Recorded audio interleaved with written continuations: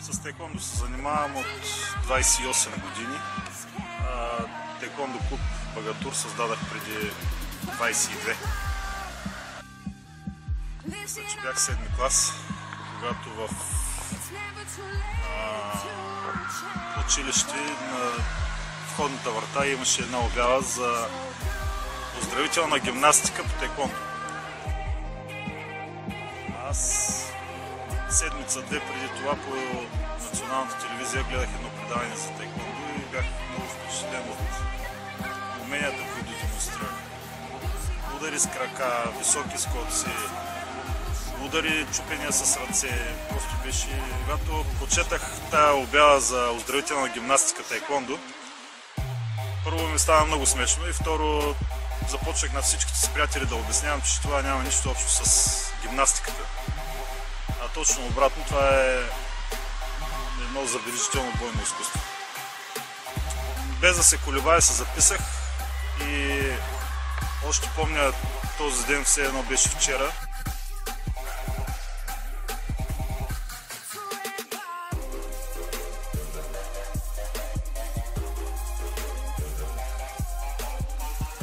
В залата по таеквондо това прави огромното впечатление, че има дисциплина и не можеш да правиш каквото си искаш. Ти отиваш по желание и изпълняваш това, което ти се каже. Треньорът е този, който дава насоките, дава упражненията, следи за изпълнението и дава и наказанията.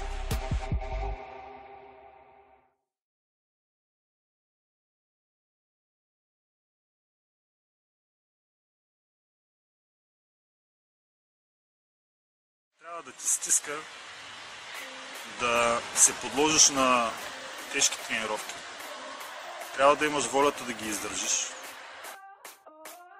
И правиш нещата заради себе си и да се стараеш да ги правиш най-добре от всички. Тогава вече ще се заслужиш място в отбора.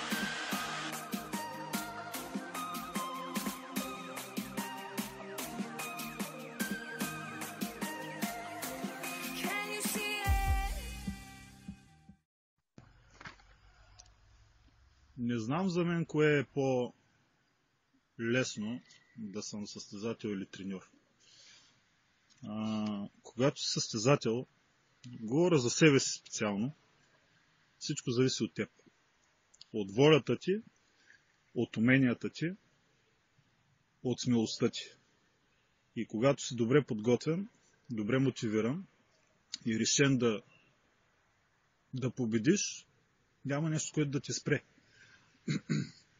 Когато си треньор, нещата са малко по-сложни.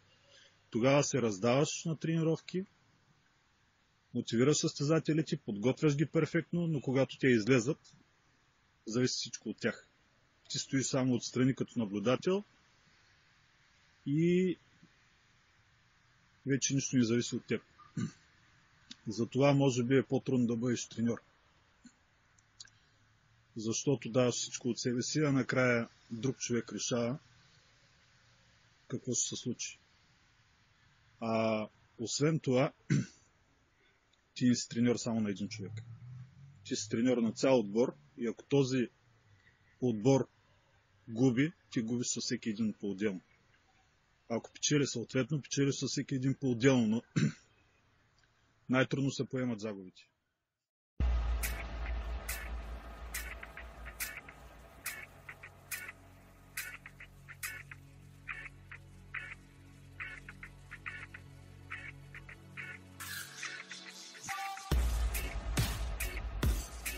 За да си треньор на отбор по таеквондо, на най-добрите таеквондисти, трябва да си минал по целия път, по който вървят те. Да си наясно с за трудности, с които те се сблъскват, за болките, които изпитват, умората, която изпитват. И по този начин по-лесно можеш да разбереш нещата, по-пълно да ги разбереш, да им даваш най-правилния път, по който да вървят. И факто си гледаш най-добре работа. Не е лесно да бъдеш треньор. Не е лесно да бъдеш треньор на отбор, най-добрите състезатели и спортисти. Защото това е голяма отговорност.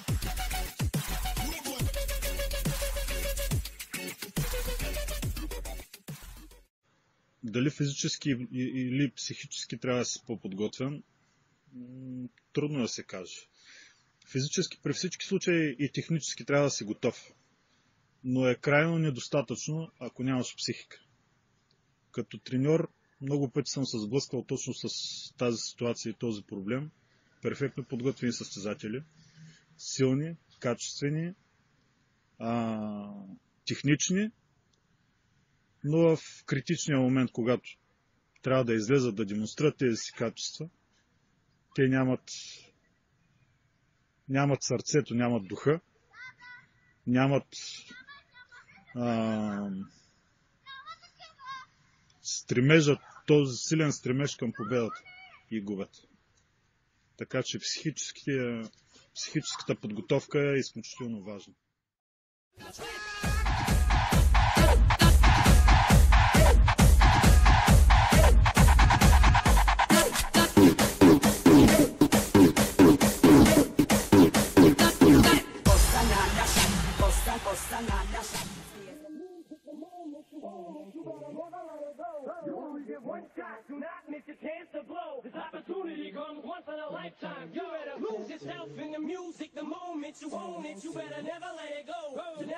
Най-важното за един боец да има сърце.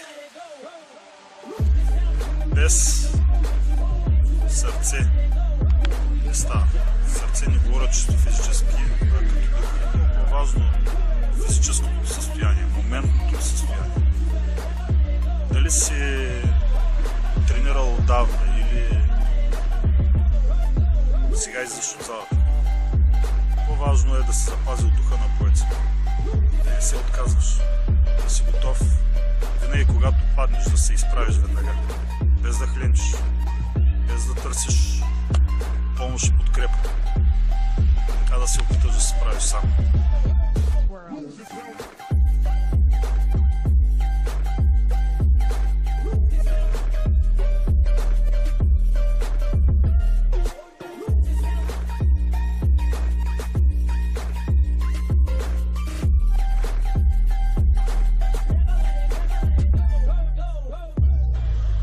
Когато се отдаваш на нещо, което обичаш, нещо, което желаеш и нещо, в което гориш, тогава жертвите, които правиш, не ги оценяш, поне не е в момента, в който го правиш.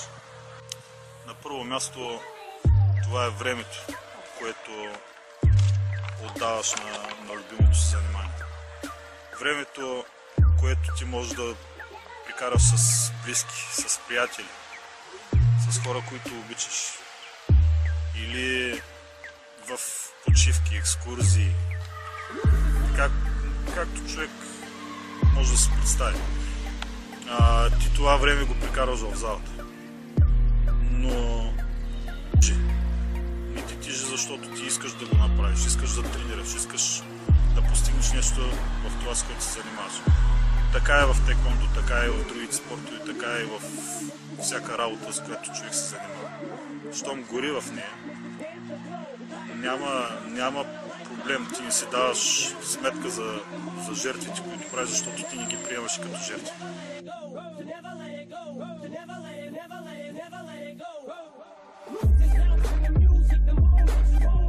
Човек и аз съм имал трудни моменти в кариерата си като теквондист. И един от най-трудните ми беше лекарска забрана, която получих 90-те години, може би 90-та година към края. Просто лекарите ми казаха, че трябва веднага да спрат тренировки. всякакви тренировки, имах здравословни проблеми, които не бяха свързани с тейквондо, но налагаха преустановяване на всякаква спортна дейност. Аз не ги послушах, продължих да тренирам усилено и бях решил да тренирам до първото републиканско първенство 1991 година. Тренирах до тогава, вложих цялото си сърце, участвах и станах първи. Това прекратих въобще тренировки. Може би за 10 години спрях да се състезавам, а първите 2-3 години в този период и не тренирах.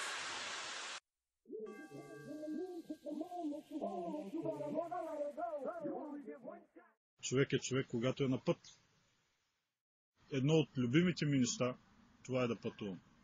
Дали ще бъде за състезание, дали ще бъде за екскурзия или по някаква работа. Да се развием и в други области. Защото тейквондо много ми е дало и много ми е взело. Но ако човек има по-големи стремежи за себе си, повече желания за живота си да постигне повече неща, трябва на време да се сети и да започне да се развива в повече области, а не само в спорта. Yeah. For those of you that want to know what we're all about, it's like this, yo. This is 10% luck, 20% skill, 15% concentrated power of will, 5% pleasure, 50% pain, 100% reason to remember the name.